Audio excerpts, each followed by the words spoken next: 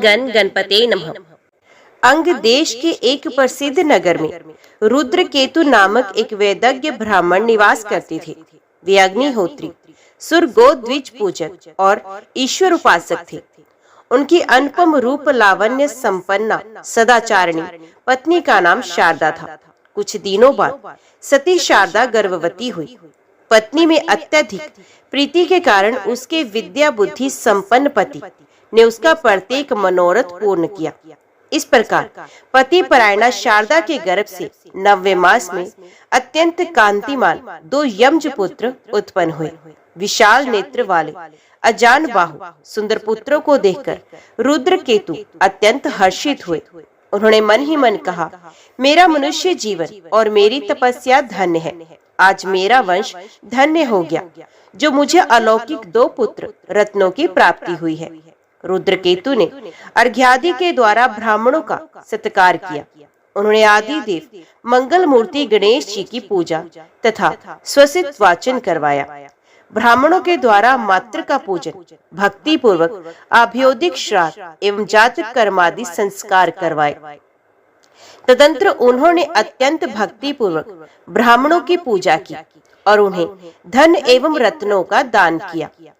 अनेक प्रकार के सुखद वाद्य बजवाए गए और घर घर शर्करा वितरण करवाया। श्रेष्ठ द्विज रुद्रकेतु के आमंत्रण पर ज्योतिषी आए। रुद्रकेतु ने अर्घ्यादि के द्वारा उनका सत्कार किया। देवज्ञों ने बालकों का नाम देवांतक और नरांतक रखते हुए कहा, निस्संदेह ये बालक परम पराक्रमी सिद्ध होंगे। देवांतक और नरांतक परम सुंदर एवं तेजस्वी बालक थे। उनके मनोहारिणी बाल क्रीड़ा से माता पिता मन ही मन मुदित होकर अपने भाग्य की सराहना करते। माता पिता ही नहीं, उन दोनों बालकों की सुंदर मुख आकृति, सुंदर देहष्टि एवं मनोहर मुस्कान देखकर सभी उनकी ओर आकृष्ट हो जाते थे। उनकी बाल क्रीड़ाएं मनोहर ही नहीं, साहसपूर्ण भी होती। ये देखकर सभी चकित होते और मन ही मन कहते, ये दोनों बालक निश्चय ही महान पराक्रमी, साहसी और यशस्वी होंगे। शारदा के पुत्र देव की प्रशंसा सुनकर उन्हें देखने के लिए कितने ही लोग रुद्रकेतु के घर जाया करते थे। तपस्वी रुद्रकेतु के पुत्रों की प्रशंसा सुनकर महामुनि नारद उनके यहाँ पधारे। मुनिवर रुद्रकेतु एवं उनकी पत्नी शारदा ने ब्रह्मपुत्र देवऋषि के चरणों में अत्यंत श्रद्धा पूर्वक प्रणाम कर उन्हें आसन दिया। उन्होंने अर्घ्यादि से उनकी विधिवत पूजा की। फिर अपने दोनों पुत्रों को बुलाकर उन्हें प्रणाम करवाया। देवऋषि ने उन बालकों को ध्यान पूर्वक देखा और फिर विप्रवर रुद्रकेतु से कहा, मैं आपके इन पुत्रों की प्रशंसा सुनकर ही इन्हें देखने आया हूँ। ये बालक वीर, धीर, पराक्रमी, त्रिलोक के विजय एवं यशस्वी होंगे। आप भाग्यशाली हैं जो आपके यहाँ ऐसे पुत्र उत्पन्न हुए हैं। ब्रह्मपुत्र के वचन सुनकर सप्तनिक रुद्रकेतु अत्यंत प्रसन्न हुए। उन्होंने विनय पूर्वक देवऋषि से कहा, मुनिवर आप इन बच्चों पर अनुग्रह करें। ये बालक बल वीर्य एवं ज्ञान विज्ञान संपन्न दीर्घजीवी हों। ये शत्रु को पराजित करने वाले हों तथा त्रिलोक के व्यापनी कीर्ति अर्जित करे। मुनिवर रुद्रकेतु एवं उनकी साध्वी पत्नी शारदा के श्रद्धा विश्वास पूर्ण वचन सुनकर देवऋषि ने उन बालकों के मस्तक पर अपना वर्द हस्त फेरकर कहा, ये देवांतक और नरांतक तप के द्वारा देवादिदेव महादेव को संतुष्ट करे। महामुनि नारद ने उन्हें पंचाक्षरी मंत्र प्रदान किया। फिर वे अपनी वीणा पर मधुर हरि नाम का कीर्तन करते हुए ब्रह्मलोक को चले गए। देवांतक और नरांतक के माता पिता के चरणों में प्रणाम किया और फिर उनकी अनुमति प्राप्त कर भगवान शंकर को प्रसन्न करने के लिए तप करने के लिए एकांत वन में पहुँचे। वहाँ विशाल गिरी कंदराएं थी। पत्र पुष्प और लता जाल से मंडित अत्यंत शांत वन प्रदेश था। समीप में निर्झर से सदा जल झरता रहता था। दोनों मुनि कुमारों ने वहीं शिव की आराधना करने का निश्चय किया। मुनिवर रुद्रकेतु के पुत्र देवांतक और नरांतक एक पैर के अंगूठे पर स्थिर भाव से खड़े हो गए। वे पार्वती वल्लभ शिव का ध्यान करते हुए देवऋषि प्रदत्त महामय पंचाक्षरी मंत्र का जप करने लगे। इस प्रकार भगवान शशांक शेखर का ध्यान एवं उनके मंत्र का जप करते हुए उन दोनों भाइयों ने 2 सहस्र वर्षों तक केवल वायु का ही आहार किया। फिर 1000 वर्ष तक केवल सूखे पत्ते खाकर वे तप में लगे रहे। इस प्रकार उन अद्भुत मुनि कुमारों ने 10 सहस्र वर्षों तक असहनीय कष्ट सहते हुए उमानाथ शिव के पावनतम मंत्र का जप किया। फलस्वरूप उनका 5 भौतिक कलेवर दीप्तिमान हो उठा। उनके तेज के सम्मुख प्रभाकर की प्रभा मंद पड़ने लगी। उनकी तपस्या से भक्त वत्सल करुणामूर्ति आशुतोष संतुष्ट हुए। वृष आरूढ़ व्याघ्रजिनधर कर्पूर गौर नीलकंठ पंचमुख त्रिलोचन 10 बाहु गंगाधर प्रकट हुए। उनके मंगल में कंठ से फणिहार मुंडमाला एवं दाहिने कर कमल में डमरू सुशोभित था। देवादिदेव चंद्रशेखर के मंगलकर अंगों पर नाना प्रकार के अलंकार शोभा पा रहे थे। देवांतक और नरांतक ने जब गिरजा मन मानस मराल का दर्शन किया तब वे आनंद तिरेक से नृत्य करने लगे। सफल मनोरथ मुनि कुमारों ने नृत्य के बाद पृथ्वी पर लेटकर त्रिपुरारी के वांशकल्पत्रु चरण कमलों में प्रणाम किया। फिर उन्होंने बधांजलि हो विषम विलोचन शिव की स्तुति करते हुए कहा, देवादिदेव प्रभु, हम आपकी मनवाणी से अगोचर देव दुर्लभ मंजुल मूर्ति के दर्शन कर रहे हैं। अतएव हमारे पितृ वंश जीवन जन्म देह नेत्र और तप सभी सफल हुए, सभी धन्य हैं। सनकादि मुनि एवं सहस्र वदन शेष भी आपकी स्तुति करने में समर्थ नहीं है। आप सर्वथा दीनहीन हो सर्वांग सुंदर धनाढ्य और अत्यंत दरिद्र को राजा बना सकते हैं। आप मृत्यु को जीवित और जीवित को मृत्यु तुल्य कर सकते हैं। सर्व समर्थ महामहिमे करुणा वरुणायल, आपके लिए कुछ भी असंभव नहीं। आप हम पर कृपा करें। मैं तुम्हारे तप और स्तवन से संतुष्ट हूँ। प्रसन्न होकर सर्व सौभाग्य मूल वृक्ष ध्वज ने मुनि रुद्र केतु के पुत्रों से कहा, तुम अभीष्ट वर मांगो। देवादिदेव जगदीश्वर, यदि आप हमारे तप से संतुष्ट हैं तो कृपा पूर्वक हमें वरदान दीजिए। देवांतक और नरांतक ने हर्ष गदगद वाणी में वर याचना की। देव देवेंद्र असुर मनुष्य यक्ष राक्षस पिशाच गंधर्व अप्सरा और किन्नरों से सभी शत्रुओं से पशु ग्रह नक्षत्र भूत सर्प कृमि कीट एवं वन या ग्राम में हमारी मृत्यु ना हो। देवेश्वर, आप हमें त्रिलोकी का राज्य एवं अपने चरणों की सुदृढ़ भक्ति प्रदान करें। भगवान भूतनाथ ने अपना पाणी पंकज देवांतक और नरांतक के मस्तक पर फेरते हुए कहा, तुम्हारी सारी मनोकामनाएं पूर्ण होंगी।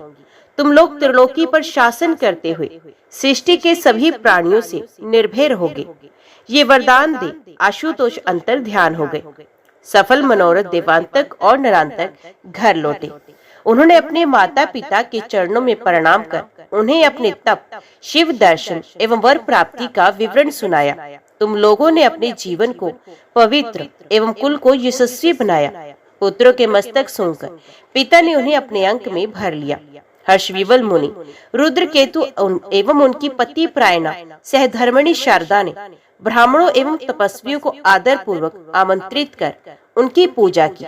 उन्हें सुंदर सुस्वादु भोजन कराकर अनेक प्रकार की बहुमूल्य दक्षिणा प्रदान की। ब्राह्मणों ने प्रसन्न होकर रुद्रकेतु के यशस्वी पुत्रों को आशीर्वाद दिया और ब्राह्मण दंपत्ति की प्रशंसा करते हुए वे अपने अपने आश्रमों के लिए प्रस्थित हुए। भुजगेंद्र हार शिव के वर प्रभाव से त्रिलोक के विजय देवांतक और नरांतक अत्यंत शक्तिशाली और पराक्रमी हो गए। एक दिन देवांतक ने भक्ति पूर्वक ब्राह्मणों की पूजा की। उन्हें पुष्कल दक्षिणा से संतुष्ट कर उनका आशीर्वाद प्राप्त किया। फिर उसने अपने भाई नरांतक से कहा, भगवान शंकर के वरदान से मैं स्वर्ग पर विजय प्राप्त करने जाता हूँ। तुम मृत्यु लोक और पाताल लोक को अपने अधीन कर लो।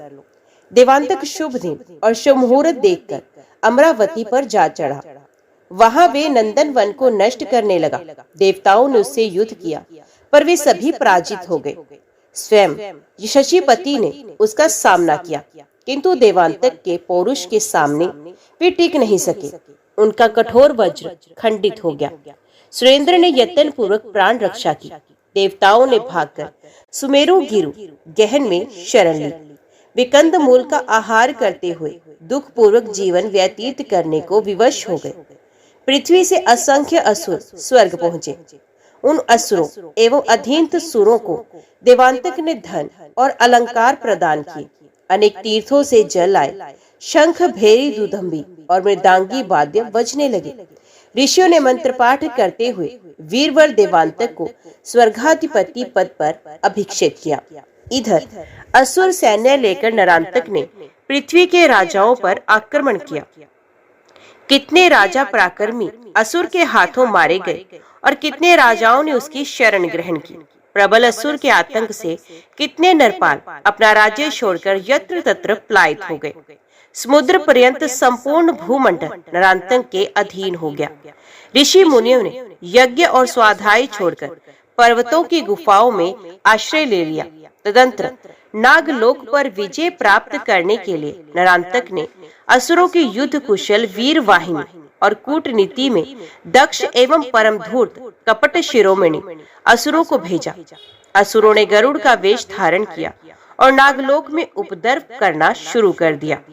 असंख्य वीर नाग काल कवलित हुए। नागलोक त्रस्त हो गया। नागपत्नियां क्रंदन करने लगी। इससे विवश होकर नागलोक ने नरांतक की अधीनता स्वीकार कर ली। सहस्र फणधारी शेषनाग ने नरांतक को वार्षिक कर देना स्वीकार किया। नरांतक ने एक वीर दैत्य को नागलोक का अधिपति बनाया। उसने संपूर्ण पाताल में घोषणा की, असुर शासन में सभी नाग शांति पूर्वक रहें। किसी भी नाग के द्वारा नियम उल्लंघन होने पर संपूर्ण नाग जाति को दंडित किया जाएगा। भूतल और रसातल में नरांतक के शासन का संवाद प्राप्त कर देवांतक अत्यंत पुलकित हुआ और अपने भाई के स्वर्ग अधिपति होने के समाचार से नरांतक की प्रसन्नता की भी सीमा ना रही। असुर भाई त्रिलोकी का निष्कंटक राज्य करने लगे। देवांतक स्वर्ग की दुर्लभ बहुमूल्य वस्तुओं का प्रेम उपहार पृथ्वी पर अपने भाई के पास भेजता और नरांतक भूतल एवं रसातल की उत्तम सामग्रियां अपने स्वर्ग में बैठे भाई के पास भेजता। इस प्रकार देवांतक और नरांतक का सर्वत्र एक छत्र साम्राज्य स्थापित हो गया। देवता, तपस्वी, ऋषि मुनि एवं सदाचारी ब्राह्मण यत्र तत्र अत्यंत कष्ट पूर्वक जीवन निर्वाह करने लगे। महामुनि कश्यप स्रष्टा के मानस पुत्र थे। वे अत्यंत बुद्धिमान, पुण्य आत्मा, धर्मशील, तपस्वी, कारुणिक, दुख शोक वर्धक, भूत भविष्य और वर्तमान के ज्ञाता, वेद वेदांत शास्त्रों में निष्णात, मनो निग्रही थे। उनकी परम पतिव्रता पत्नी अदिति समस्त शुभ लक्षणों से संपन्न एवं आदीना थी। अद्भुत शीलवती होने के कारण वे महर्षि कश्यप की विशेष कृपा भाजन थी। उन्हीं अनुपम गुण संपन्ना अदिति की कोख से इंद्रादि देव उत्पन्न हुए थे। माता अदिति अपने देव पुत्रों के प्राभव एवं यातना से मन ही मन चिंतित दुखी रहने लगी। एक बार की बात है, महर्षि कश्यप अग्निहोत्र कर चुके थे। सुगंधित यज्ञ धूप आकाश में फैला हुआ था। इसी समय पुण्य में अदिति पति के समीप पहुंची। परम तपस्वी पति कश्यप के चरणों में प्रणाम कर उन्होंने निवेदन किया, स्वामी, साध्वी स्त्रियों के लिए पति के बिना कोई गति नहीं। अतएव मैं कुछ निवेदन करना चाहती हूँ। यदि आप आज्ञा प्रदान करें तो प्रार्थना करो। कल्याणी, तुम्हारे मन में जो कुछ हो निसंकोच कहो। महर्षि कश्यप ने स्नेह से वाणी में उत्तर दिया, इंद्रादि देवगणों को तो मैंने पुत्र रूप में प्राप्त किया है। साध्वी अदिति ने अपने पति महर्षि कश्यप से विनय पूर्वक कहा, किंतु पूर्ण प्राप्त पर सच्चिदानंद परमात्मा मेरे पुत्र रूप से प्राप्त हो और मैं उनकी सेवा करूं, ये कामना मेरे मन में बार बार उदित हो रही है। वे परम प्रभु किस प्रकार मेरे पुत्र होकर मुझे कृत्य कृत्य करेंगे, आप कृपा पूर्वक बतलाने का कष्ट कीजिए। प्रिय ब्रह्मादि देवताओं और श्रुतियों के लिए भी अगोचर, निर्गुण, निरहंकार, निष्काम, निर्विकल्प, माया के आधार, मायातीत, माया विस्तार, कार्य कारण कारण, करुणामय प्रभु, कठोर तप के बिना साकार विग्रह कैसे धारण करेंगे? अपनी पतिव्रता पत्नी की सर्वोत्तम कामना से अतिशय प्रसन्न होकर महर्षि कश्यप ने उत्तर दिया, देव, ये पवित्र अनुष्ठान मैं किस प्रकार करूं? सती अदिति ने पूछा, किसका ध्यान और किस मंत्र का जप करूं?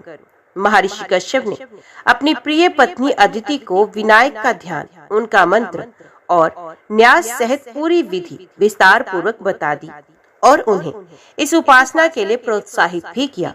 महाभागा अदिति अत्यंत प्रसन्न हुई। उन्होंने अपने परम पवित्र तपस्वी पति के चरणों में साष्टांग प्रणाम कर अत्यंत आदर पूर्वक उनकी पूजा की। फिर उनकी आज्ञा प्राप्त कर कठोर तप करने के लिए प्रस्थित हुई। देव माता अदिति एकांत शांत अरण्य में पहुंची। वहां उन्होंने स्नान कर शुद्ध वस्त्र धारण किए। पवित्र आसन पर बैठकर उन्होंने अपने मन और इंद्रियों को निरोध कर लिया। फिर सविधि न्यास कर देवादिदेव विनायक का ध्यान करती हुई प्रीति पूर्वक उनके मंत्र का जप करने लगी। भगवती अदिति देव देव विनायक के ध्यान और जप में अत्यंत तन्मय हो गई। वे जप ध्यान परायणा देव माता अदिति सर्वथा निराहार रहती थी। केवल वायु पर उनका शरीर टिका था। उनकी उस कठिन तपस्या के प्रभाव से वन के समस्त प्राणी अपना स्वाभाविक वैरभाव त्याग कर निर्वैर हो गए थे। पता नहीं माता अदिति क्या चाहती हैं, सोचकर देवता भयभीत होने लगे। इस प्रकार उन्हें कठोर तप का दुस्सह कष्ट सहते हुए 100 वर्ष व्यतीत हुए। भगवती अदिति की सुदृढ़ प्रीति एवं कठोर तप से कोटि कोटि भुवन भास्कर की प्रभा से भी अधिक परम तेजस्वी, कामदेव से भी अधिक सुंदर देव देव गजानन विनायक उनके सामने प्रकट हुए। उनकी 10 भुजाएं थी।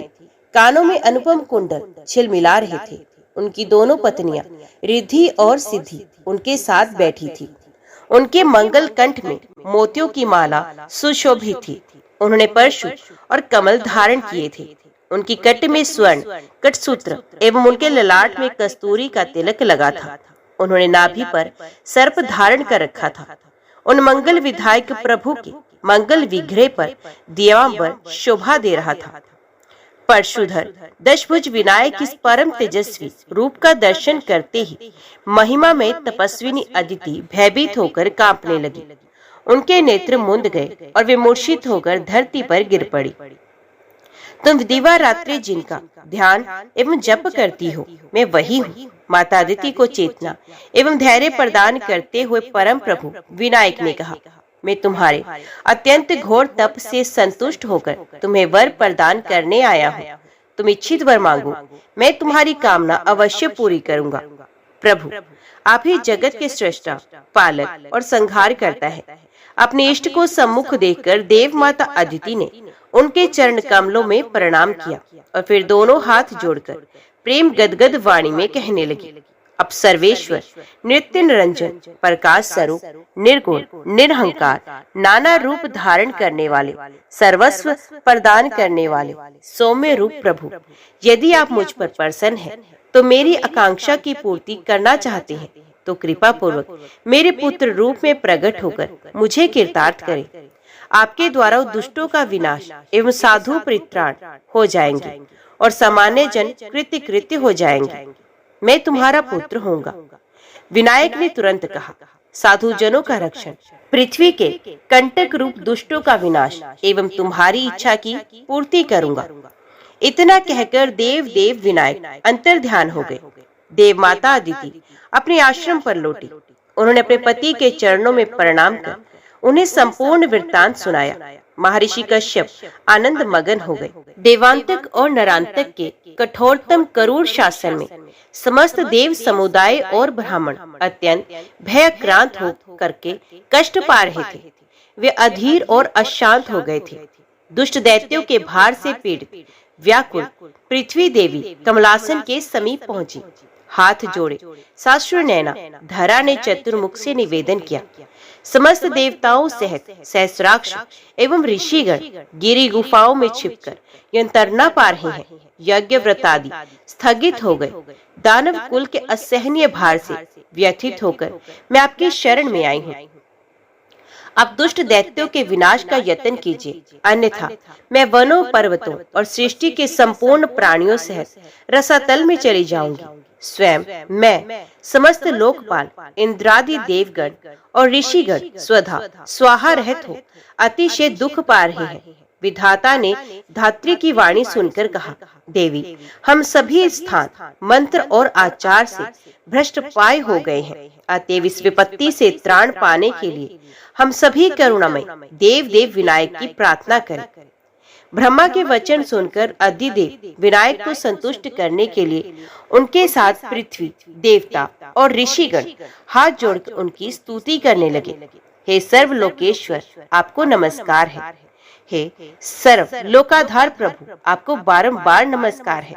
हे निखिल सृष्टि के कर्ता एवं निखिल सृष्टि के संहारक, आपको नमस्कार है। देवशत्रुओं के विनाशक एवं भक्तों का पाश नष्ट करने वाले प्रभु, आपको नमस्कार है। आप अपने भक्तों का पोषण करते एवं उनकी थोड़ी सी भक्ति से संतुष्ट हो जाते हैं, आपको नमस्कार है। आप निराकार एवं प्रातपर ब्रह्म स्वरूप, शर अक्षर से अतीत, सत्व गुणादि से रहित एवं दीन जनों पर अनुकंपा करने वाले हैं, आपको बार बार नमस्कार है। आप नीरा में संपूर्ण कामनाओं से पूर्ण, निरंजन, संपूर्ण दैत्यों का दलन करने वाले, नित्य, सत्य, परोपकारी और सर्वत्र समरूप से निवास करते हैं, आपको हमारा बार बार नमस्कार है। इस प्रकार स्तवन करते हुए देवता और मुनियों ने दुख से अत्यंत व्याकुल होकर पुण्य विनायक की स्तुति करते हुए कहा, हे देव, संपूर्ण जगत हाहाकार से व्याप्त एवं स्वधा और स्वाहा से रहित हो गया है। हम सब पशुओं की तरह सुमेरु पर्वत की कंदराओं में रह रहे हैं। अतएव हे विशंभर, आप इन महादैत्यों का विनाश करें। इस प्रकार करुण प्रार्थना करने पर देवताओं और ऋषियों ने आकाशवाणी सुनी। संप्रति देव देव गणेश महर्षि कश्यप के घर में अवतार लेंगे और अद्भुत कर्म करेंगे। वे ही आप लोगों को पूर्व पद भी प्रदान करेंगे। वे दुष्टों का संहार एवं साधुओं का पालन करेंगे। देवी, तुम धैर्य धारण करो। आकाशवाणी से आश्वस्त होकर पद्म योनि ने मेदिनी से कहा, समस्त देवता पृथ्वी पर जाएंगे और निस्संदेह महाप्रभु विनायक अवतार ग्रहण कर तुम्हारा कष्ट निवारण करेंगे। पृथ्वी, देवता तथा मुनिगण विधाता के वचन से प्रसन्न होकर अपने अपने स्थानों को चले गए। कुछ समय बाद सती कश्यप पत्नी अदिति ने गर्भ धारण किया। उनके शरीर का तेज उत्तरोत्तर बढ़ने लगा। इस प्रकार 9 मास पूरे हुए। शुभ मुहूर्त मंगलमय वेला में महाभागा अदिति के सम्मुख अद्भुत अलौकिक परम तत्व प्रकट हुआ। वे अत्यंत बलवान था। उसके 10 भुजाएं थी। कानों में कुंडल, ललाट पर कस्तूरी का शोभाप्रद तिलक और मस्तक पर मुकुट सुशोभित था। सिद्धि बुद्धि साथ थी और कंठ में रत्नों की माला शोभा देती थी। वक्ष पर चिंतामणि की अद्भुत सुषमा थी और अधोरोष्ट जपा पुष्प तुल्य अरुण थे। नासिका ऊंची थी और सुंदर भ्रुकुटी के संयोग से ललाट की सुंदरता बढ़ गई थी। वेदांत से दीप्तिमान था। उसके अपूर्व देह कांति अंधकार को नष्ट करने वाली थी। उस शुभ बालक ने दिव्य वस्त्र धारण कर रखे थे। महिमामय अदिति उस अलौकिक सौंदर्य को देखकर चकित और आनंद विवल हो गई। उस समय परम तेजस्वी अद्भुत बालक ने कहा, माता, तुम्हारी तपस्या के फल स्वरूप मैं तुम्हारे यहाँ पुत्र रूप में आया हूँ। मैं दुष्ट दैत्यों का संहार कर साधु पुरुषों का हित एवं तुम्हारी कामनाओं की पूर्ति करूंगा। आज मेरे अद्भुत पुण्य उदित हुए हैं, जो साक्षात गजानन मेरे यहाँ अवतरित हुए हैं। हर्ष विवल माता अदिति ने विनायक देव से कहा, ये मेरा परम सौभाग्य है जो चराचर में व्याप्त निराकार नित्यानंद में सत्य स्वरूप पर ब्रह्म परमेश्वर गजानन मेरे पुत्र के रूप में प्रकट हुए हैं। किंतु अब आप इस अलौकिक एवं परम दिव्य रूप का उपसंहार कर प्राकृतिक बालक की भांति क्रीड़ा करते हुए मुझे पुत्र सुख प्रदान करें। तत्क्षण अदिति के सम्मुख अत्यंत रिष्ट पुष्ट सशक्त बालक धरती पर तीव्र क्रंदन करने लगा। उसके रुदन की ध्वनि आकाश, पाताल और धरती पर 10 दिशाओं में व्याप्त हो गई। उस अद्भुत बालक के रोदन से धरती कांपने लगी। वंध्या स्त्रियां गर्भवती हो गई, नीरस वृक्ष सरस हो गए, देव समुदाय सहित इंद्र आनंदित और दैत्यगण भयभीत हो गए। महर्षि कश्यप की प्रसन्नता की सीमा न रही। उन्होंने हर्ष में भरकर शास्त्र विधि से बालक का जात कर्म संस्कार करवाया। उन्होंने ब्राह्मणों और मुनियों को विविध प्रकार के दान दिए और घर घर मधुर गायन होने लगा। महर्षि कश्यप की पत्नी अदिति के अंक में बालक का आया जानकर ऋषि मुनि और ब्रह्मचारी आदि आश्रम वासी तथा देवगण सभी प्रसन्न थे। बालक अद्भुत और तेजस्वी तो था ही, वे अत्यंत बलवान था। उसकी मांसपेशियां सुदृढ़ थी एवं उसका दीप्तिमय मुख प्रभावशाली था। बालक के स्वरूप के अनुसार पिता कश्यप ने उसका नामकरण संस्कार किया और नाम रखा महोत्कट। तेजस्वी महोत्कट की ख्याति सुनकर उनके दर्शनार्थ वशिष्ठ, वामदेव आदि परम ऋषि भी महर्षि कश्यप के आश्रम पर पहुंचे। मुनि कश्यप ने उनकी आसन अर्घ्य के द्वारा प्रीति पूर्वक पूजा की, उन्हें गायें प्रदान की, फिर हाथ जोड़कर श्रद्धा पुरुष शब्दों में कहा, मेरा परम सौभाग्य है जो आप जैसे तपोधनों ने यहाँ पधारने का अनुग्रह किया। मुझे आज्ञा प्रदान करें कि मैं आपका क्या कार्य करूं। मुनिवर, देवऋषि नारद के द्वारा आपके अद्भुत अलौकिक परम तेजस्वी और लोक उद्धारक पुत्र महोत्कट के जन्म का समाचार पाकर हम उसे देखने आए हैं। वशिष्ठ ने कहा, यानी का यही प्रयोजन है। माता अदिति तुरंत अपने प्राण प्रिय पुत्र को ले आई। वशिष्ठ ने बालक के भाल, कर कमल एवं पाद पंकजों को ध्यान पूर्वक देखा और वे बोले, इस बालक में शुभ 32 गुण विद्यमान है। ये महोत्कट जगत के मंगल के लिए अत्यंत भयानक कर्म करेगा। इस परम तेजस्वी एवं बल पौरुष संपन्न पराक्रमी बालक के रूप में आदि मध्यान्ही साक्षात विनायक ही अवतरित हुए हैं। इस बालक के जीवन में रह रहकर अनेक आपदाएं आएंगी, किंतु वे सभी शांत हो जाएंगी। आप लोग सावधानता पूर्वक इसकी रक्षा करें। महर्षि वशिष्ठ ने कश्यप नंदन के ध्वज वज्र कुश शोभित अरुण चरण कमलों की पूजा की। फिर उन्होंने महोत्कट की स्तुति करते हुए कहा, हे देव, असुरों के अनाचार से त्रिलोक पीड़ित है। आप कृपा पूर्वक दुष्ट दानव कुल का दलन कर साधु परित्राण करें और भूतल का भार उतारे। समागत मुनियों ने पुनः पुनः अदिति नंदन महोत्कट के चरणों में प्रणाम किया और फिर अपने अपने आश्रमों के लिए लौट गए। प्रख्यात महर्षि वशिष्ठ, वामदेव आदि के आगमन एवं उनके शुभ वचन से कश्यप आश्रम के समीप रहने वाले सभी ब्रह्मचारियों, ऋषियों एवं उनकी पत्नियों के मन में यह दृढ़ विश्वास हो गया कि निश्चय ही भाग्यवती अदिति के अंक में चराचर न्यायक आदि देव विनायक ही महोत्कट के रूप में क्रीड़ा कर रहे हैं और इनके द्वारा अनीति अधर्म के मलभूत असुरों का उच्छेद होगा।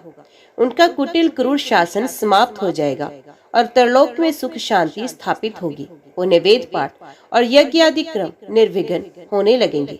इतना ही नहीं, ये संवाद कश्यप आश्रम से देश देशांतरों में फैल गया। असुरों के मन में अदिति के कठोर तप के समय ही शंका हुई थी, किंतु इस समाचार से तो उनके मन में दृढ़ निश्चय हो गया कि ये ऋषि पुत्र दनुज कुल का शत्रु सिद्ध होगा। ये महोत्कट देवताओं द्वारा हमारे राज्य पर आक्रमण करने का माध्यम बन सकता है। इस कारण असुरों ने परामर्श कर ये निर्णय किया कि घातक तरु का अंकुर बनकर विशाल वृक्ष हो, इससे पूर्व ही उसे नष्ट कर दिया जाए। असुरराज ने महोत्कट को मार डालने के लिए विरजा नाम के क्रूर राक्षसी को भेजा।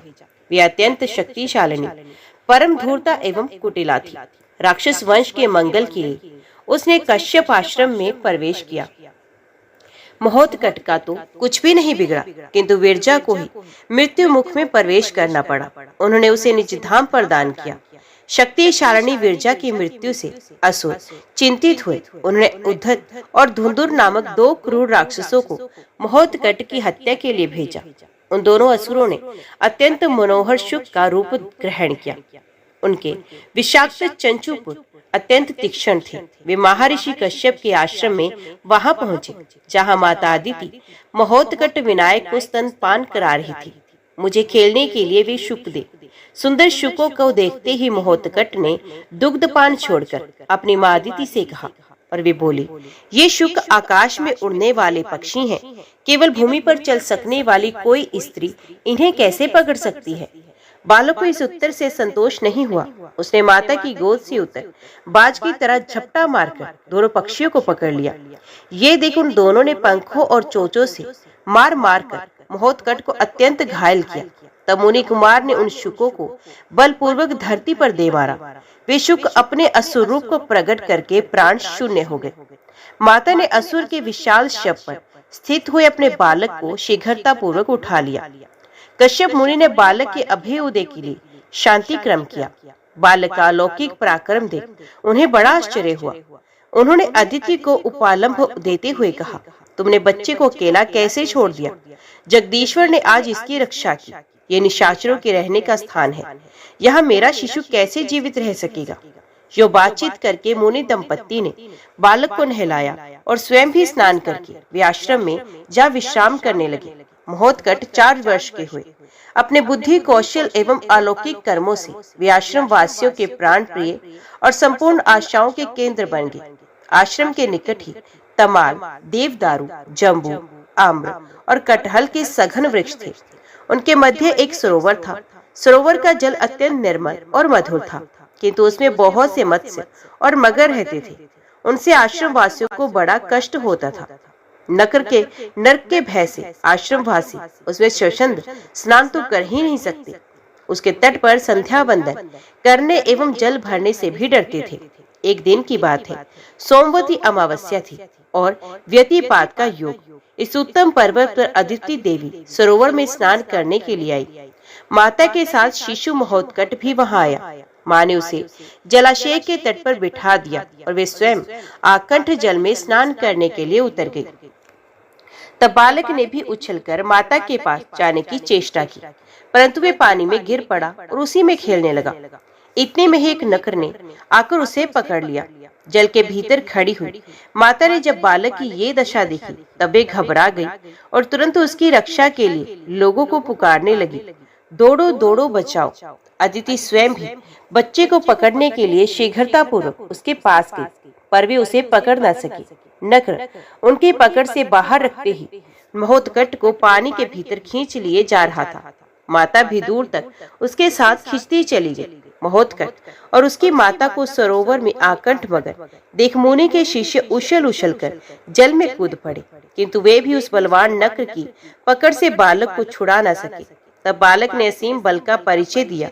उसने खेल खेल में ही नक्र को जल से बाहर पृथ्वी पर फेंक दिया।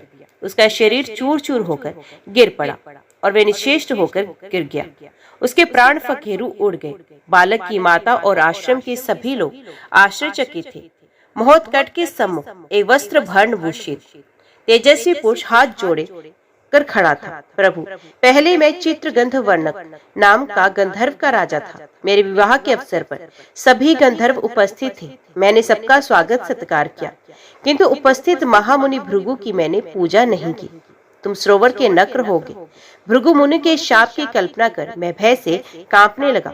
मेरी करुण प्रार्थना सुनकर दयालु मुनि ने कहा, कश्यप नंदन, गजानन के स्पर्श से तुम उक्त जलचर योनि से मुक्त हो जाओगे। इतना कहकर उक्त गंधर्व देवदेव गजानन की स्तुति करने लगा। फिर उसने बाल रूपी गजानन के चरणों में प्रणाम कर बार बार उनकी प्रदक्षिणा की। महोत्कट जननी के आश्चर्य की सीमा न थी। उन्होंने बड़े ही प्यार से अपने पुत्र को गोद में लेकर उसके मुख में अपना स्तनाग्र लगा दिया। बालक विनायक प्रेम पूर्वक दुग्धपान करने लगे। एक बार की बात है, संगीत विशारद हा हा हु और तुम्बरू नामक गंधर्व पीताम्बर धारण किए, गोपी चंदन का तिलक लगाए, वीणा पर मधुर स्वरों में हरिगुण गाते कैलाश की यात्रा करते हुए महर्षि कश्यप के आश्रम पर पहुंचे। मुनि ने उनका स्वागत सत्कार किया और उनसे भोजन ग्रहण करने की प्रार्थना की। तीनों अतिथियों ने स्नान कर देवी पार्वती, शिव, विष्णु, विनायक और सूर्य की पूजा की और फिर अपने इष्ट का ध्यान करने लगे।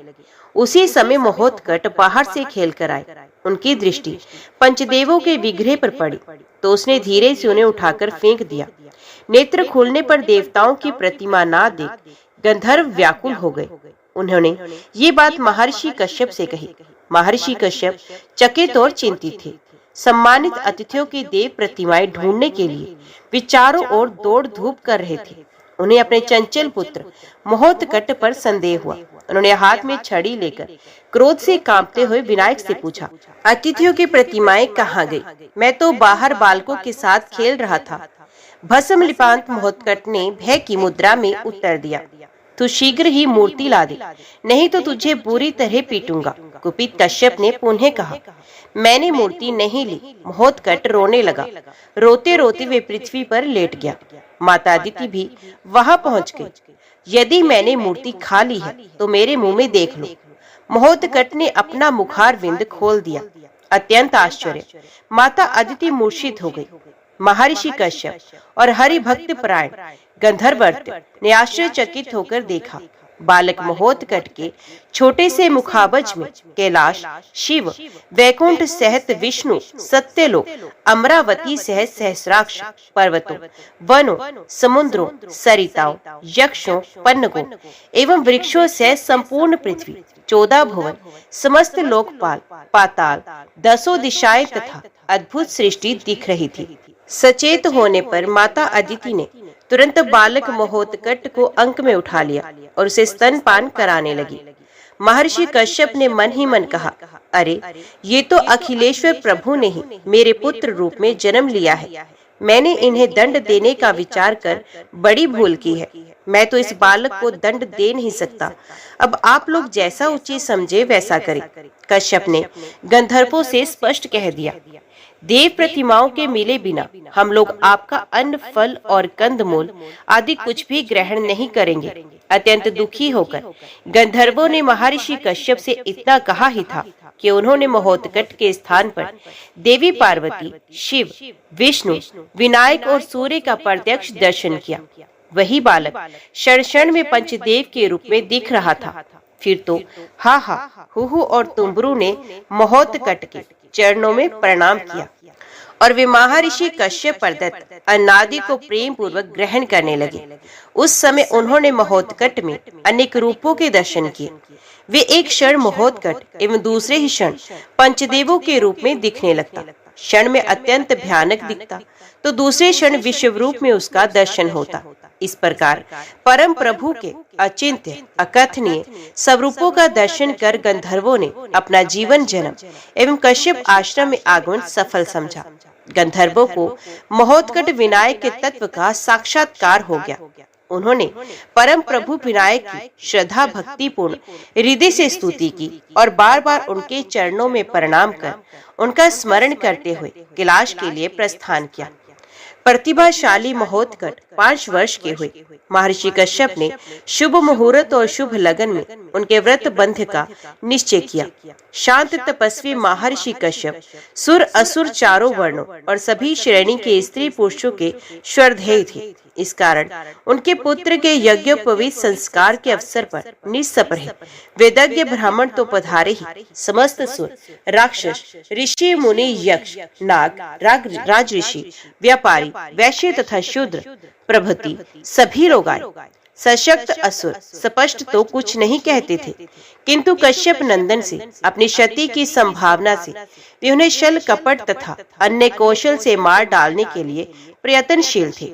यज्ञोपवीत के अवसर पर विघात, पिंगाक्ष, विशाल, पिंगल और चपल नामक 5 बलवान असुर भी शुद्ध वस्त्र भाल पर त्रिपुंड एवं गले में रुद्राक्षी माला पहने ब्राह्मण के वेश में वहां पहुंचे।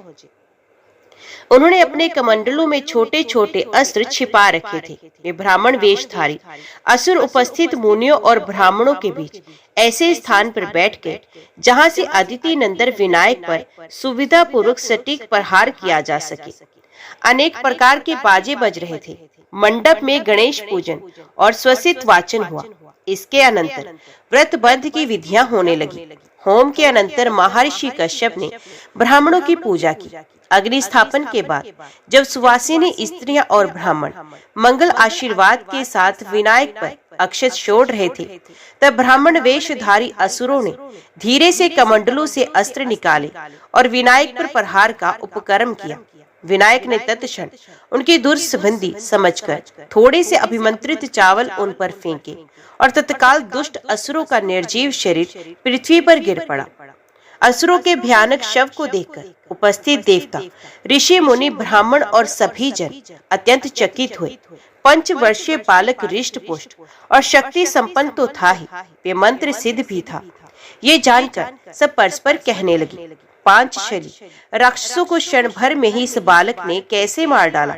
ये बात समझ में नहीं आई। क्या भूभार हरण करने के लिए परमात्मा ने ही अवतार ग्रहण किया है? ब्रह्मादि देवगण परम प्रभु विनायक देव की लीला समझकर उन पर सुगंधित सुमनों की वृष्टि करने लगे। तदंतर महोत्कट का उपनयन हुआ।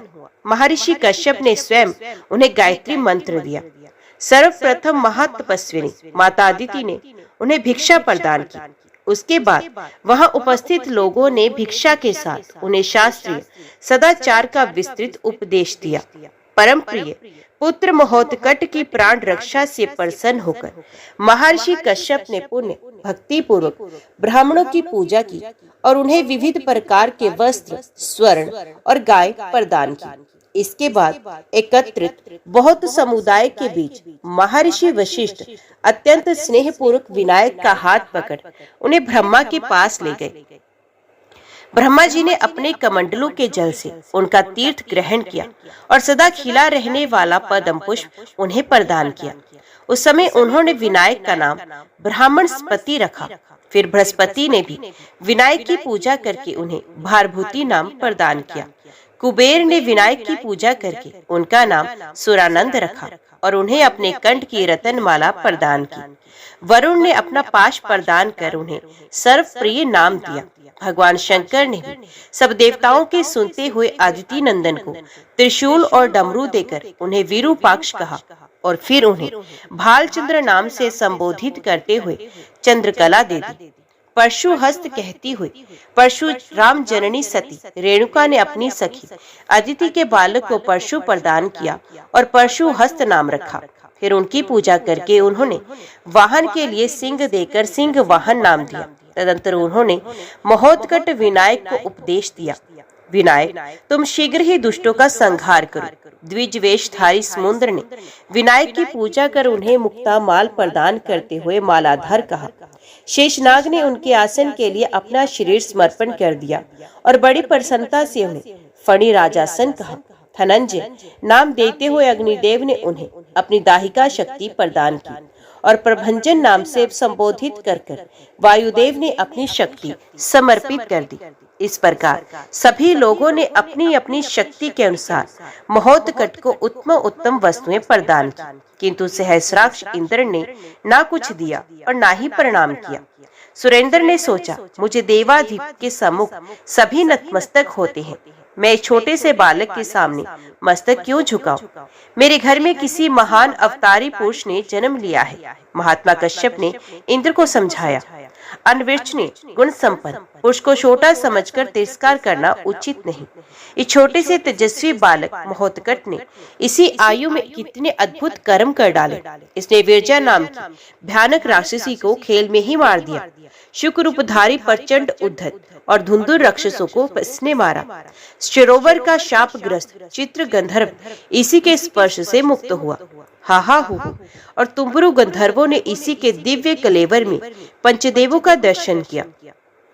अब सबके सम्मुख भयानक 5 राक्षसों को इसने मारा। मैंने तो प्रत्यक्ष कुछ देखा नहीं। मद विद्रोहित सुरेंद्र ने कहा ही था कि महोत्कट के संकेत पर प्रचंड प्रलय कर झंझावत उठा।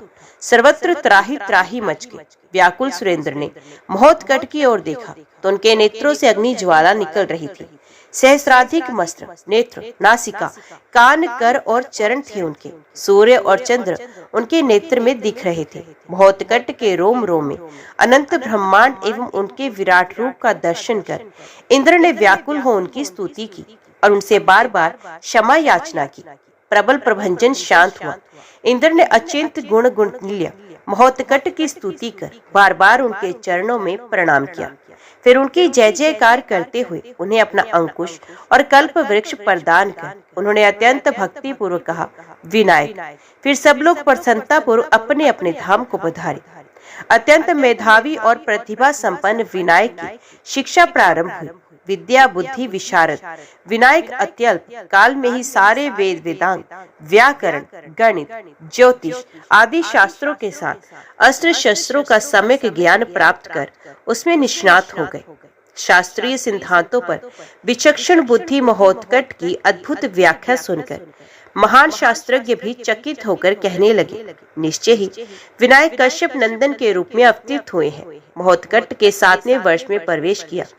अब वे बल बुद्धि विद्या आदि में पूर्ण पारंगत होकर अपने पिता के कार्यों में सहयोग देने लगे। अवसर प्राप्त होते ही वे उपनयन के अवसर पर प्राप्त सिंह पर आरूढ़ हो जाते। सर्व भयापय अंकुश परशु अम्लान पदन और पाशम धारण करते। दंड अजिन रतन जट स्वर्ण निर्मित कुंडल कमंडलू दरप उत्तम पीताम्बर ललाट में कस्तूरी तिलक और चंद्रकला गले में मुक्ता माला और नाभि पर शेष को धारण कर आश्रम के चारों ओर दूर दूर घूमते। जब वे मेघ तुल्य गर्जन करते तो पृथ्वी हिल जाती और आकाश कंपित होने लगता। भयवश असुर उधर आने का साहस भी नहीं कर पाते। उनके इस अद्भुत वीर वेश एवं उनके व्यवस्था से आश्रम में पूर्णतः सुख शांति देखकर कश्यप और अदिति आनंद विवल होकर मन ही मन कहते, हमारे पूर्वज और हम धन्य हैं। सबके दुख निवारण के लिए निरंतर प्रयत्नशील महोत्कट को देखकर सभी उन्हें अपना प्राण प्रिय समझते। सभी उनको आदर और सम्मान प्रदान करते। एक दिन कश्यप के आश्रम पर काशी नरेश पधारे। उन्होंने महर्षि कश्यप के चरणों में प्रणाम किया तो स्नेहातिरेक से महर्षि ने उन्हें अपने गले लगा लिया। भोजनादि के उपरांत विश्राम कर लेने पर महर्षि ने उनसे उनके आगमन का हेतु पूछा। आप मेरे कुल पुरोहित हैं, मुझे आपकी सेवा में पहले ही उपस्थित होना चाहिए था। काशी नरेश ने विनय पूर्वक उत्तर दिया, किंतु राज कार्य में व्यस्त रहने के कारण मैं समय नहीं निकाल सका। मैंने अपने पुत्र के विवाह का निश्चय किया है, अतएव आपको ले जाने के लिए मैं यहाँ आया हूँ। आप कृपा पूर्वक शीघ्र ही काशी चलकर युवराज का विवाह संपन्न कराएं। राजन, मैं तो चातुर्मास्य व्रत के अनुष्ठान में लगा हूँ। महामुनि के काशी नरेश से कहा, किंतु मेरा पुत्र महोत्कट सर्वशास्त्र मर्मज्ञ तो है ही, कर्मकांड का भी अश्रुतपूर्व विद्वान है। यद्यपि अभी ये बालक है तथा मैं इसकी माता और समस्त आश्रमवासी इसे प्राणाधिक प्यार करते हैं, अत इसकी अनुपस्थिति अत्यंत कष्टकर है। तथापि आप इसे ले जाएं। ये आपका संपूर्ण वैवाहिक कार्य दक्षता पूर्वक सविधि संपन्न करा देगा। महामुनि कश्यप ने महोत्कट को बुलाकर कहा, बेटा विनायक, यद्यपि हमारे लिए तुम्हारा वियोग दुखद है, किंतु तुम काशी नरेश के साथ जाकर इनके पुत्र का विवाह संपन्न कराकर लौट आओ। महर्षि की आज्ञा प्राप्त कर नरेश ने रथ प्रस्तुत किया। महोत्कट ने श्रद्धा भक्ति पूर्वक अपने माता पिता के चरणों में प्रणाम किया और अस्त्र शस्त्रों सहित रथ में जा बैठे। अपने प्राणाधिक पुत्र को सुदूर देश की यात्रा के लिए प्रस्थान करते देखकर माता अदिति अधीर हो गई। उनके नेत्रों से आंसू बहने लगे।